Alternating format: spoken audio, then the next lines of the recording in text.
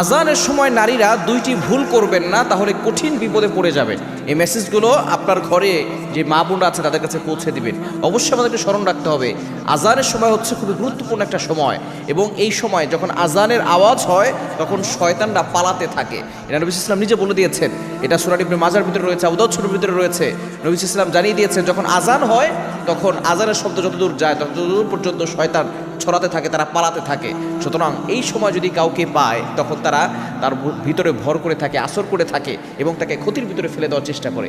বিশেষ করে আজানের সময়, মাগরিবের আজানের সময় এবং অন্যান্য যে আজানের সময় আছে, বিশেষ করে মাগরিবের সময় অবশ্যই সতর্ক থাকতে হবে। এক নম্বর ভুল, মা বোনরা যারা এই ভুলটা করেন তারা কিন্তু কঠিন বিপদে পড়ে যান। কেননা মা বোনরা যারা আছে তাদেরকে কিন্তু শয়তান বেশি সময় আসর করে থাকে, দূর থেকে অ্যাট্রাকশন করে থাকে, যার কারণে তারা ক্ষতির ভিতরে পড়ে যান। এক নম্বর হচ্ছে এই আজানের সময় চুল খোলা রাখা যাবে না, মাথায় কাপড় দিয়ে রাখতে হবে। অনেকে এই ভুলটা করে থাকেন, মাথায়